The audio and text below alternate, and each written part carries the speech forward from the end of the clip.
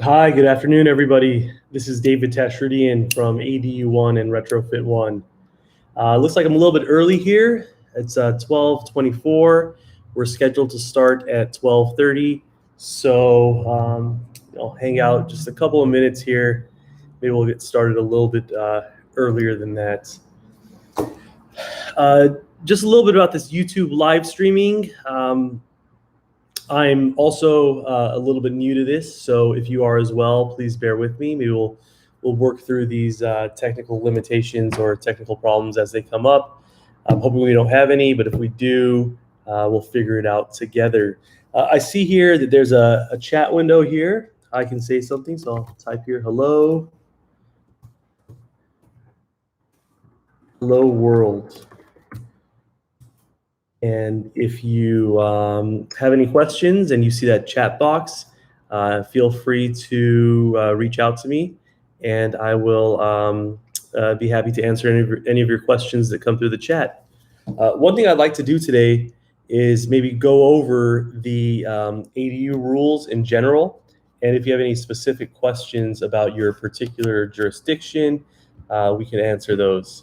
I was hoping to keep this relatively short, maybe about 15 minutes, and then open it up at the end for some questions, or if you have any comments, happy to address those.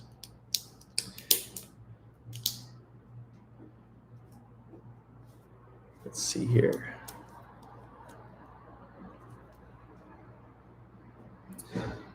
Before we start, maybe a little bit about me. So like I mentioned, my name is David Tashrudian. I am the owner of ADU1. ADU1 is a division of Retrofit One, which was started back in 2015 or so to address the city of Los Angeles and other municipalities requirement that building owners who own soft story buildings retrofit those buildings. So we've been doing that for quite some time. Before venturing into the retrofit world, we also started doing general contracting. So we're general contractors, obviously, and we've got a large general contracting department that just does contracting aside from retrofits and ADUs. So, but actually, that part of the business was a great sort of catalyst for us to develop both the retrofit part of our business and the ADU side. So we do that as well. We also do a lot of water damage restoration. We also do a lot of plumbing. With respect to plumbing, we do whole home repipes, whole building repipes. We do drain work, we do fresh potable work, and having that ability really assists us in being able to drive the price down of our retrofitting work, because we're able to do that kind of stuff in-house. And same goes for the ADU work. We're able to do all the plumbing in-house, which makes it a lot easier for us to get guys out to the field, and makes it a lot easier for us to coordinate. It looks like it's 12:28 now, just a tad bit before our start time of 12:30. So it looks like I'll just jump right into it.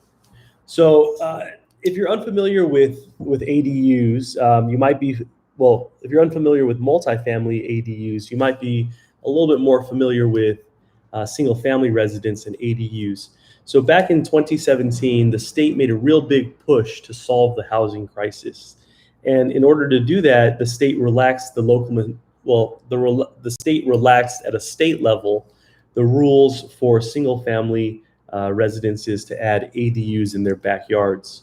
So now it's really easy, if you have a home with a large enough lot, to put an ADU in the back.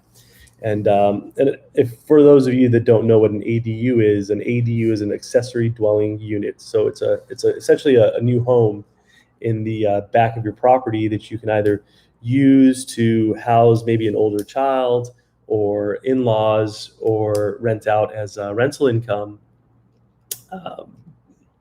But the state had relaxed the rules, allowing for the creation of these ADUs in the backyards for these single family homes.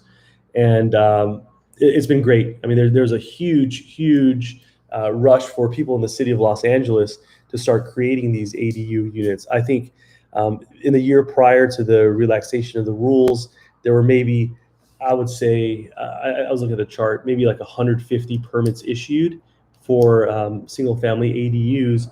But then afterward, after the state relaxed its rules, you're looking at something like 4,000 of these permits issued per year in the city of Los Angeles just for the single family stuff. So I think the state took note.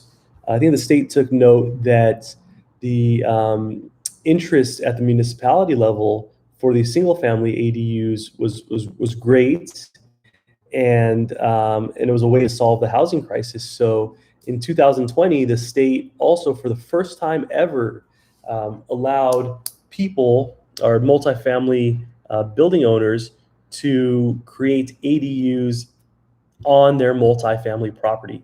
This had never been done before, and it was a really great thing for the state because we were able to solve the housing crisis through these new units on the multifamily level. And so just recently, we've seen a very tremendous uptick in people looking to do ADUs in their multifamily buildings. So we're going to be talking about that today.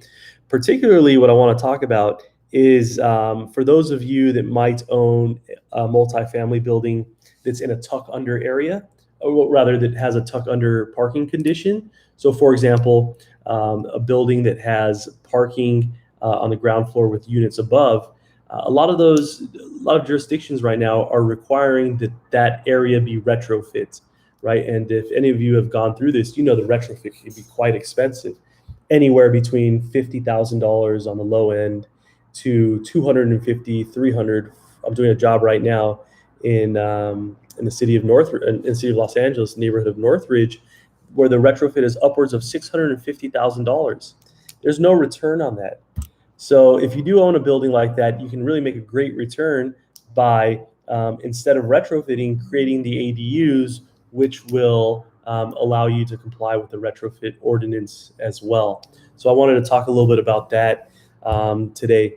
So the idea is that in the unused portions of your building, whether it be a carport or a tuck under parking spot or a garage, you're now able to put a new income generating unit in there. And the way you do that is essentially you can close up the garage door, install utilities, put in some finishes, build a kitchen and a bathroom, and voila, you've got a unit. It's beautiful. I mean, there's never been another way for a multifamily building owner to increase the cap rate on their building so easily and so quickly. So that's what we do. We are very well versed at getting through the city, getting plans for the city, and getting the construction done in a reasonable time frame, so the building owner can take advantage of their new unit and start exploiting it and collecting rent. So I want to sort of open the floor up to questions. If you have a question about maybe your particular property and you want me to talk about, to look at the particular property itself to see if we can do an analysis here on the live stream, I'm happy to do that. So I don't know if those of you out there in the YouTube land that are watching this have access to the chat box. I'm going to type again in here. Hello, world. Hello, world again. Hello, world again. And if you can see that and you can chat back to me, that would be great. You can just ask me any questions or put your property address into the search bar, and I'll be able to do an analysis of your property to see what's feasible.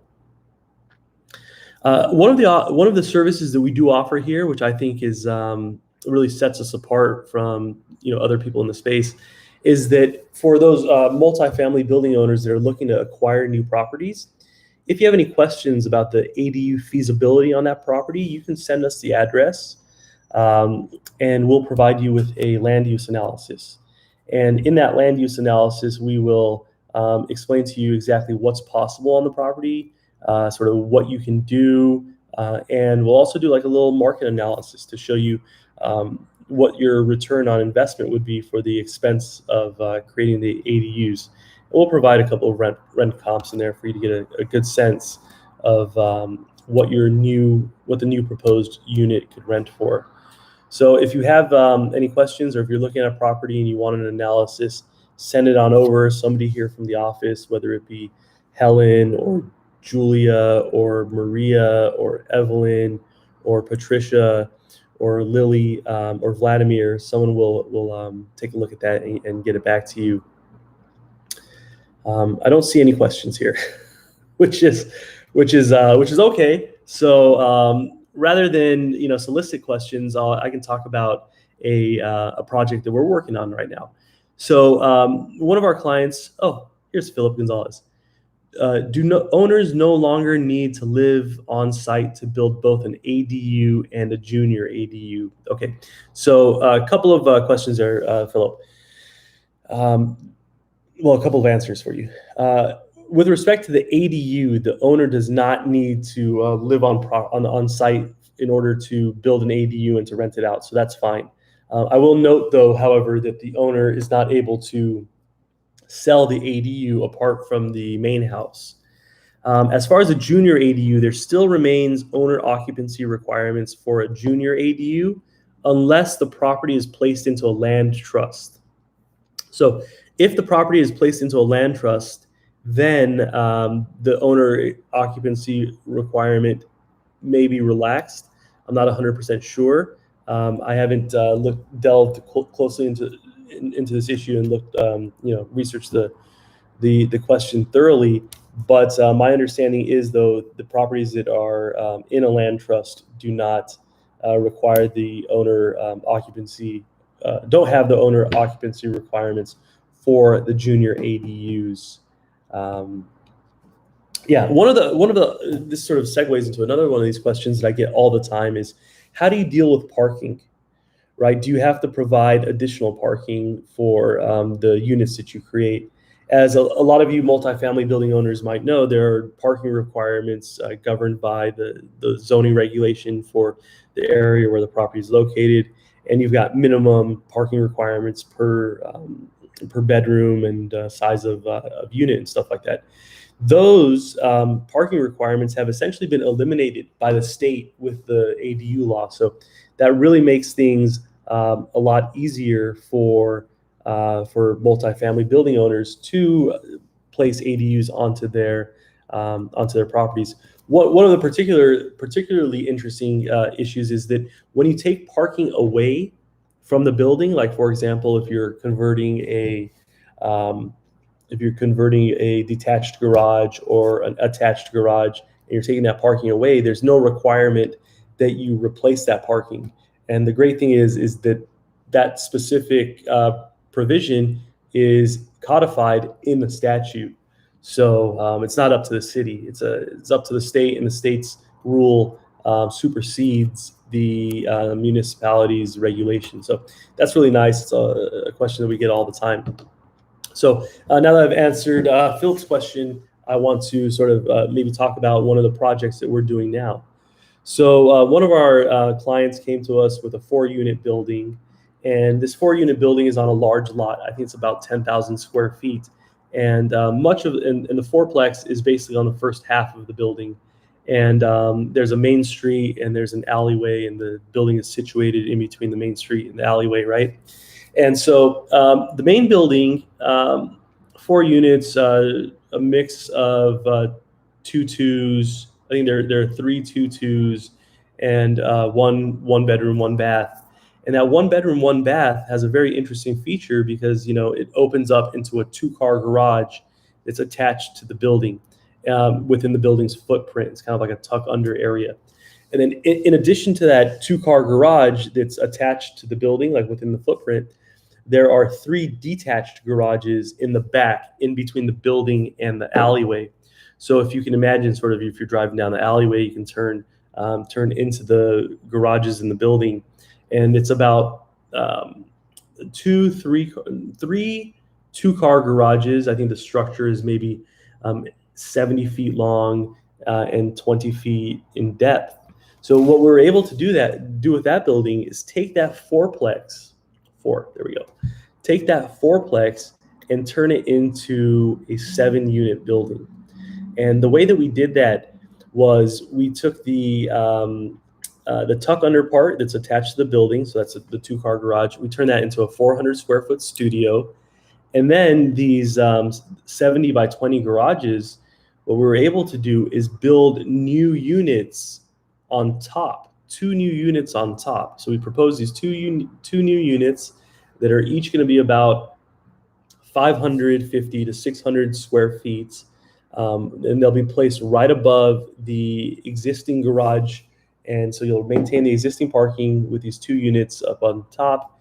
And all of a sudden you turn this 4-unit building into a 7-unit building and increase the income, increase the cap rate. So I'm really excited about that project because it's a lot of value.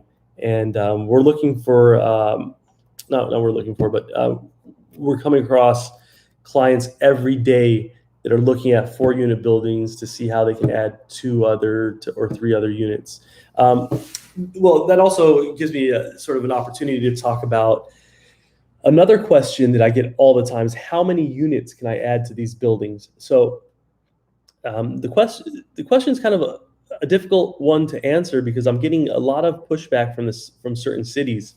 So according to the state rules, by right, you can add at least 1 attached unit within the building footprint in areas that were previously uninhabitable, like mechanic rooms, passageways, hallways, rec rooms, rumpus rooms, things like that. You can add at least 1 or up to 25% of the existing unit count. So let's say, for example, and we had a client in here this morning that has a 18-unit building. 25% of 18 is 4 and some change. I think 4 1/4. I've got a calculator here. 18 divided by 4, 4.5. So you round that down to 4, and he can add 4 new units on this 18-unit building. So that's in the state statute. And then in addition to that, the state statute provides that you can add up to 2 detached units.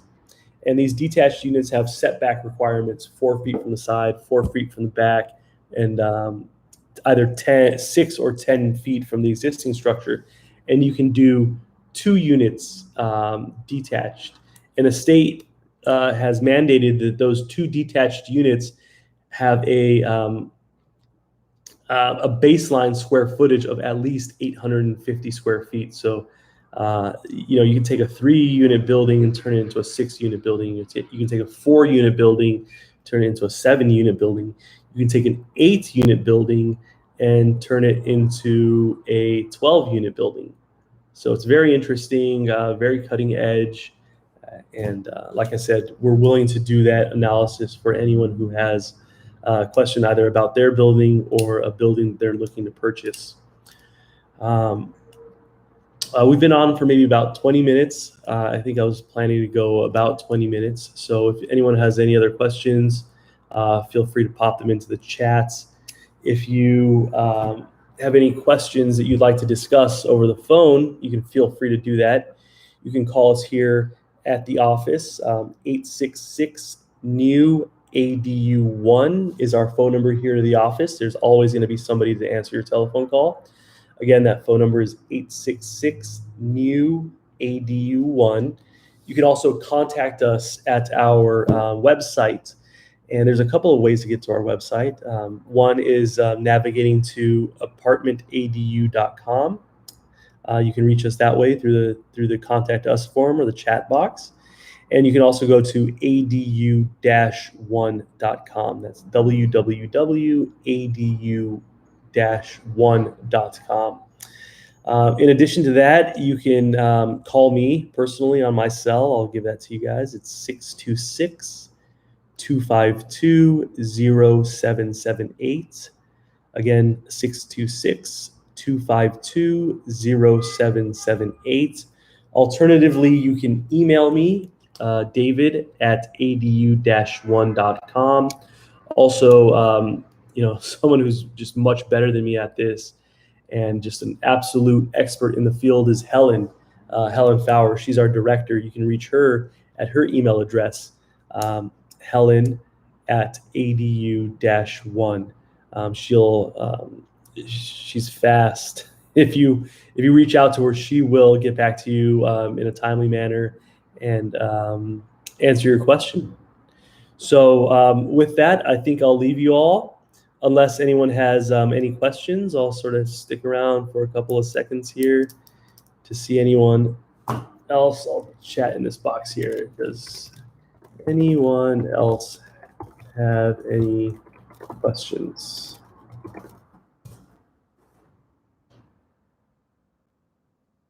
Again, if you're not comfortable asking them here, that's fine.